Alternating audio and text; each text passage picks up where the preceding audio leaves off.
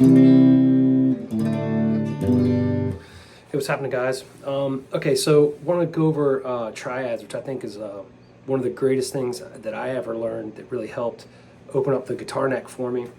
And just learning my chords all over the neck. And a lot of people have heard of caged chords before, and use the cage method for guitar. That, if you don't know what that is, it's referring to the 5 primary shapes that you learn on guitar, which is literally caged: C, A, G, E, and D. Right? A lot of times it's actually this G. I don't know if you know that one, because this is going to be the movable one that you can bar and move. Anyways, triads are chords, and it's a full chord, a full major or minor chord, because it has the essential 3 notes that you need to make up a chord, as opposed to something like power chords, which only has a root and a fifth, and then an octave of the root. And so that's not major and it's not minor. They're perfect for rock and roll and stuff like that. I don't want to get too technical into theory right now, although that is going to be something that is going to be really useful if you learn these triads and these shapes, is to learn the 3 notes that make up the chord. I'll just tell you real quick, it's a root, a third, and a fifth. Like I said, your power chord has a root and a fifth, and it's missing the third. The third colors the chord and tells you whether the chord's major or minor. All right, I'm going to start off with just major triads in this video, and then I'll do a follow-up with minor triads. It's a lot easier than you think it is to know them. We'll start with one that you probably already know, and it's this D chord, except I'm only going to play the top 3 strings, because like I said, we're just playing triads, which means 3 notes. Okay, that's a D chord. All right, and you may be wondering where the other D note is if we're not using the open D string, but it's actually right here on the B string at the 3rd fret. Okay, so it's good to just know where your root is, even if you don't know the other notes in the chord. So for right now, we'll just worry about it being that shape. Now there's going to be 3 shapes of this chord because there's 3 notes, and the next one is going to be right here, and it's going to look like this. And I've got my first finger on 5E, my pinky on 7B, and my ring on 7G. And it's the same 3 notes, just in a different order. Now the root is on the G string right here. Okay?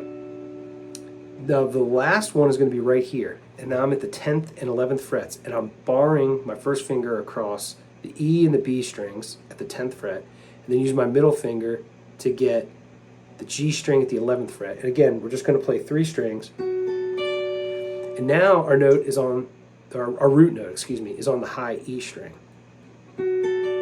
Okay, so what we have it is the chord stacked in 3 different ways. This is going to be the 5th of the chord, the root, and the 3rd in this position.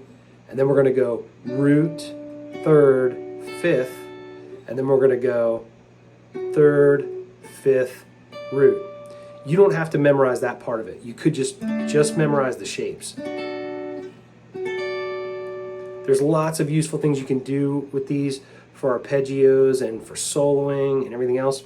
But once you start to do this, it makes the neck seem a lot smaller. It's a much smaller world to find all your chords in.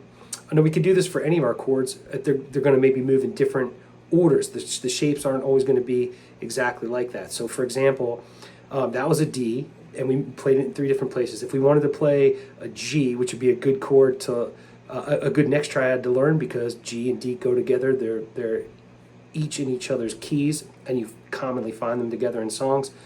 The first G we're going to find on the top 3 strings is going to be here at the 3rd and 4th frets, and it's that 3rd shape we used for D up here at 10 and 11, but it's at 3 and 4. So I've got E and B at the 3rd fret, and my middle finger on the G string at the 4th fret. So, okay, the next shape is going to be the shape that we used for our first D. It's right here, and I'm at 7 and 8. Okay, and then our last shape was the 2nd shape last time. It's right here for G.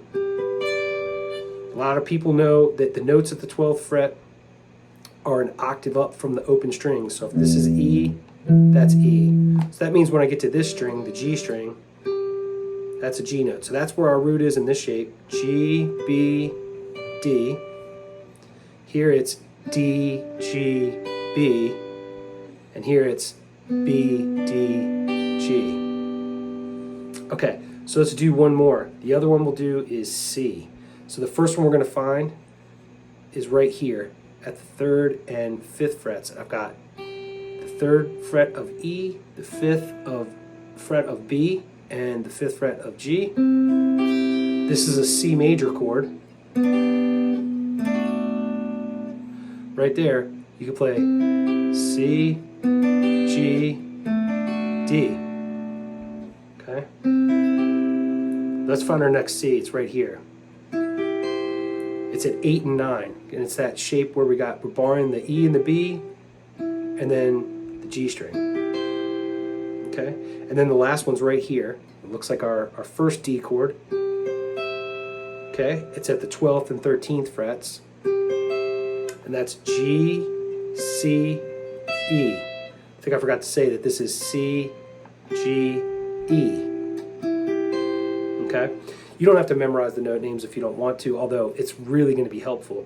Now, what you may notice is if I find 3 chords that go together well like that, G, C, and D, I think lots of famous songs that have those 3 chords.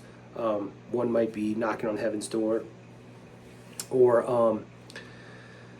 oh geez, there's lots of them. I don't know. But let's just say we're going to play a nice, easy chord progression of G, C, D, right? So we'll start right here in the first place that we learned them.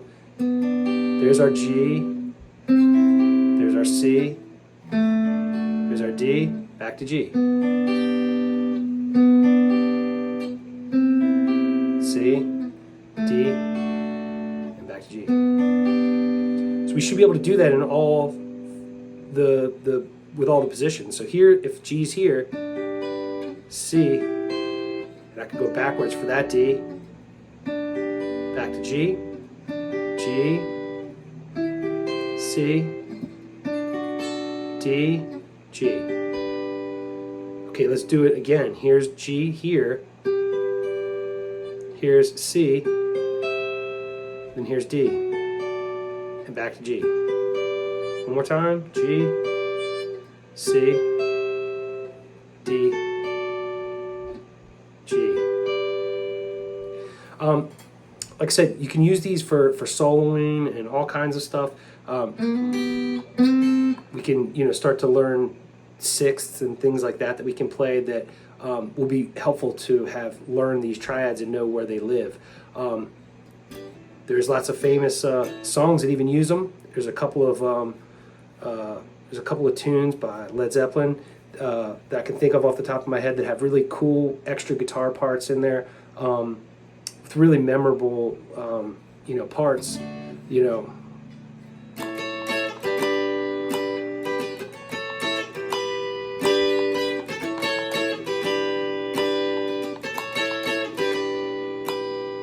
not going to say what song that is, but there's another one,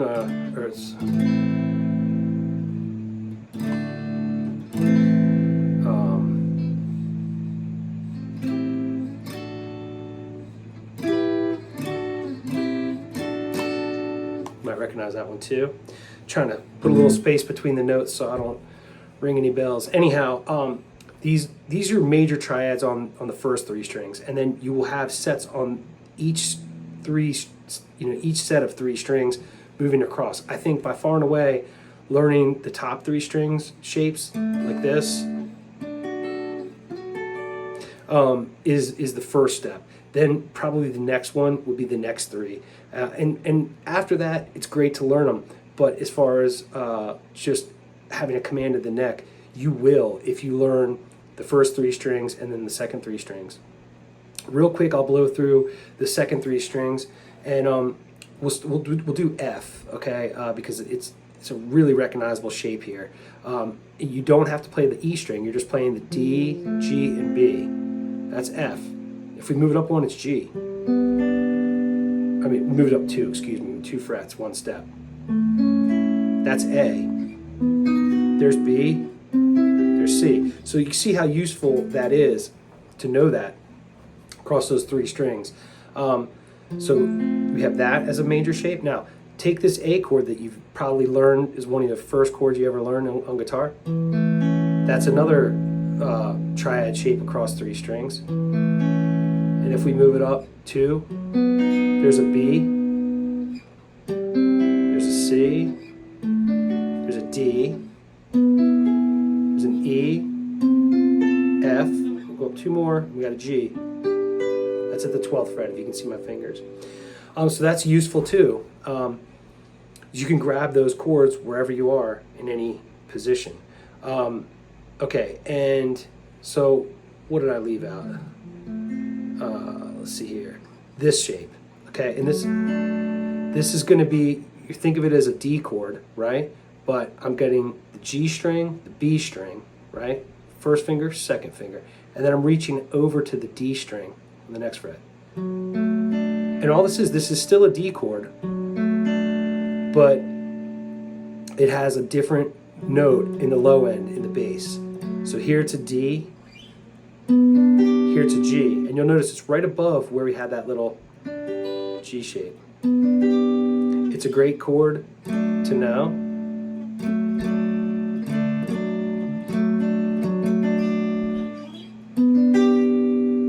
Okay, so I could play a G here, a G here, and then a G here. Right? It's such a small fret, I gotta use one finger, really. So again, G's at 3, 4, 5, 7, 8, 9, and 12. We do that with all of our chords. Those are the 3 shapes. You want to do A,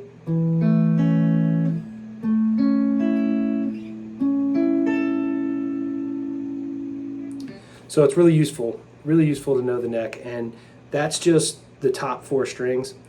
You know, we can learn the other ones too, but I think that that's the best place to start. All right, and I really appreciate you watching the video, and if you enjoy it, subscribe to the channel, or give it a like, and it doesn't really cost anything to be kind. So I'll see you guys next time.